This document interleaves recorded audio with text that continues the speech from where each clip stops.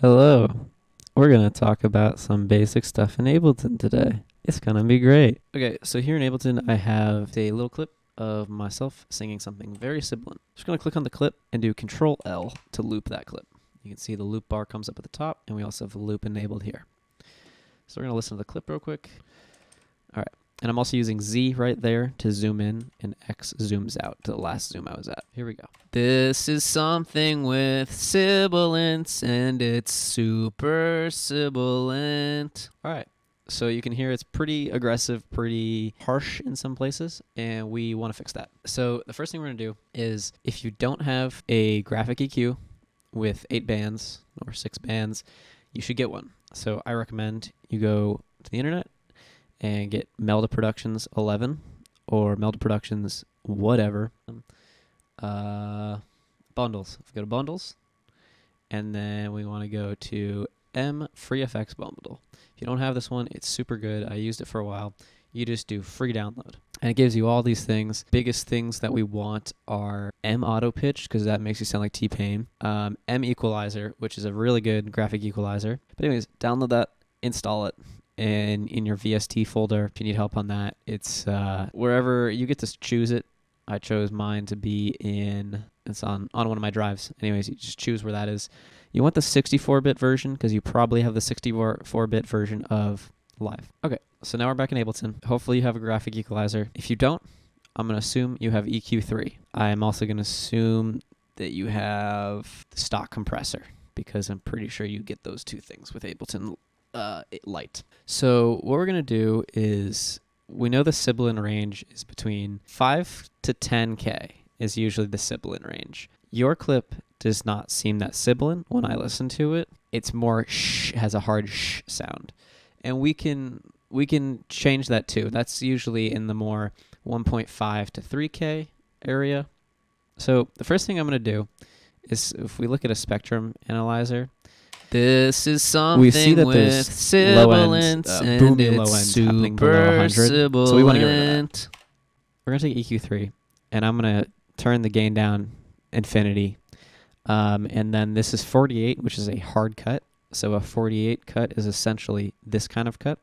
A 24 is essentially this kind of cut, much more sloping. So we want a hard cut.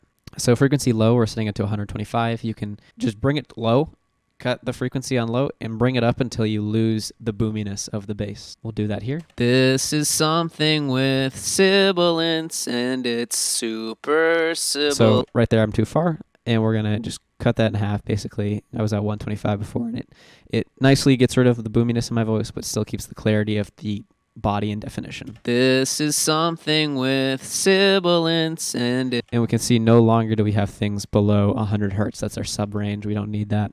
I could cut up a little bit further. This is something with sibilant. But for this mic, I think it's fine to have it around 125. Now let's move on to attacking the sibilant range / the harsh range. I believe in my voice that I do have boxiness in my voice. That's what these dynamic mics and doing in small rooms is a product of. So if we look at the boxiness range, is between like 600, 800, 1K kind of. So what we're going to do, this is something with sibilance, and it's super sibilant. I hear the most boxiness around 600.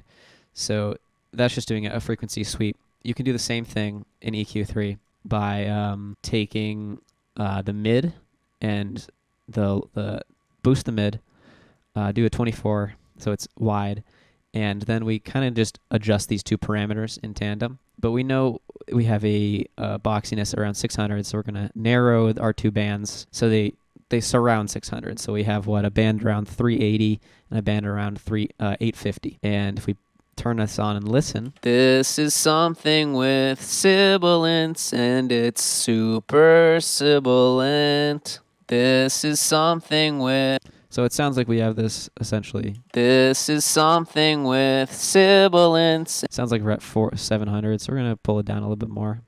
This is something with sibilance, and it...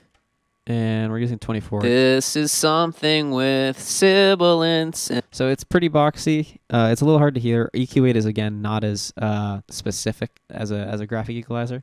So we're just going to pull this down -3 or so. This is something with Sibilance, and it's soup. So my voice now sounds a little bit more professional, I guess. This is something with Sibilance, and it's super sibilant. This is something with Sibilance. And to me, that sounds better. We're going to add another EQ3, and we can just reset things by double-clicking on them. So reset the gain to 0, reset, reset. And for any of these parameters, if you want to set it to a certain thing, you click it, and you can see the 4 corners come up. Type in like 5 dB. Just type in whatever numbers you want. You can type it in right away. 650. I can't even go that high, but you can type in your numbers much quicker than dialing in knobs. If you want to acutely scrub, you hold down shift and it will slowly go as you move your mouse. Let go of shift and it will swing wicked fast. So we want to now look at the high band. So everything above like 300, 3000. This is something with Sibilance. It's pretty harsh. So we could just pull it down, but then we're going to lose high-end definition, which we want. This is something with Sibilance. And we still want to attack the sibilance. So what we're going to do instead, we can use an EQ, we could go high band, we could use the method we used before for the boxiness and find a sibilant range. This is something with Sibilance, and then pull it down. And it's super sibilant. And it works, but we also can't attack the high bands as well, because if we turn the high bands, this is something. It sounds like I'm talking behind my hand. So what we're going to do instead is we'll keep this on, but we'll keep it a little low, because I think that was a good addition.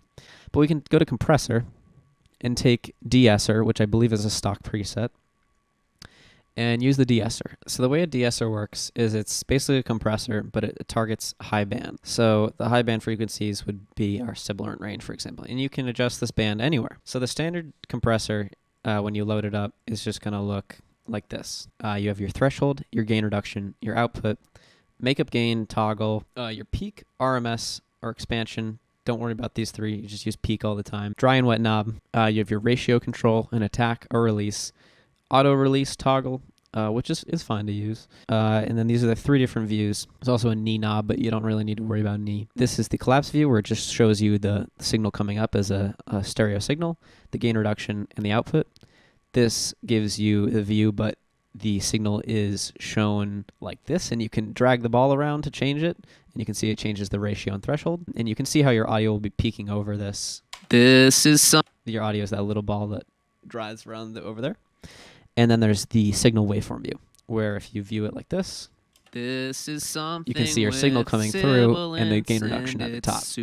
And if you look at this toggle, we can see the output. So we can compare the output to the input. And if we match them together, then it will show us that we have essentially the same signal coming out, which is good for compression, because compression squeezes things together. So if you have something very dynamic, so super loud and super quiet, you compress them and you make the peak here and the flat here. So overall it's quieter, so you'll boost its total volume to essentially stretch everything up. The noise floor gets pulled up. So it's good for voices, because voices are very dynamic, and you can do it gently and use a mix of things to get the effect you want. So what we're going to do here with the de-esser, what the de-esser does is it uses the side chain band here, which you can see by this little triangle. It's on every compressor, but when you use it, it turns yellow.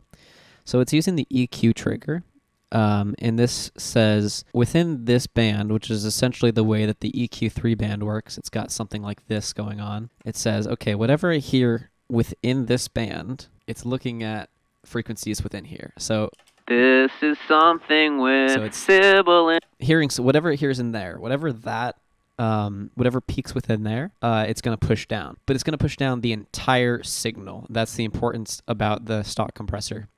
Because it's a single band compressor, it's triggered by this one band that we're working with. Then that band triggers compression and pushes everything down. So we'll notice some interesting effects when we apply this to our voice. So our voice here, it's a 3-to-1 ratio. So for every 1 decibel that the signal goes over the threshold, it's pushed down 3 decibels.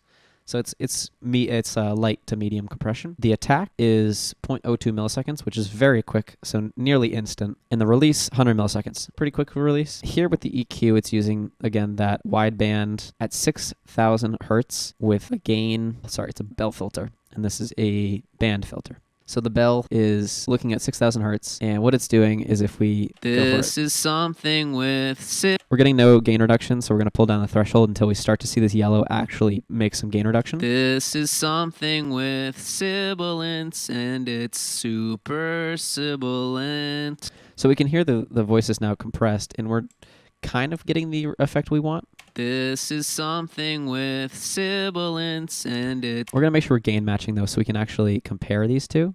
This is something with sibilance, and it's super sibilant. So now that the light gray is matched with the dark gray and level you can see here, we can accurately compare. So we can turn the dry wet knob to 0 or to 100 to blend it. And we can also turn the de-esser on and off to compare our signals. So our original. This is something with sibilance. Now on. This is something with sibilance. So it does the effect of pulling down the loudness of the sibilance. It doesn't delete it, though.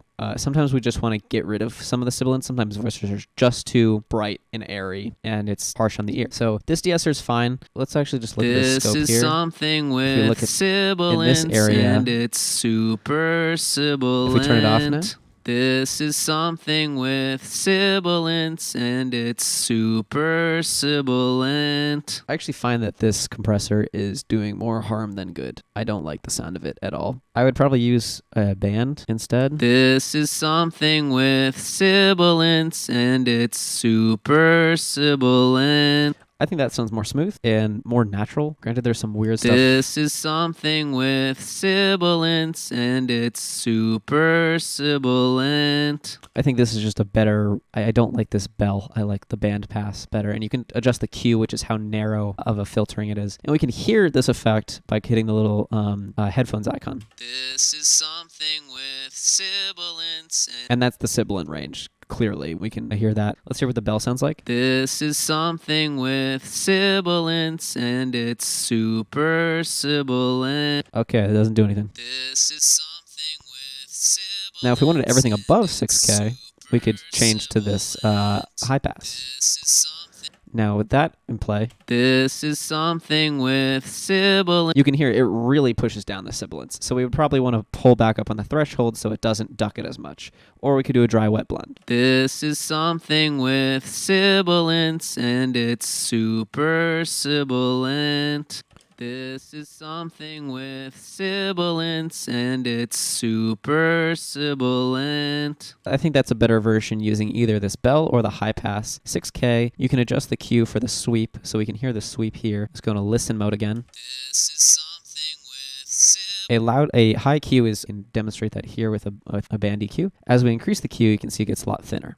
So that's 18Q. So we're looking at 12Q at 6,000 hertz. It's just looking at this. Not very helpful because that's that's pretty broad or pretty tight band. So if we have a wider Q and we had around like 7K, that's probably the best for my voice. So now if we put this into play and we listen to it. This is something with sibilance, and it's super sibilant.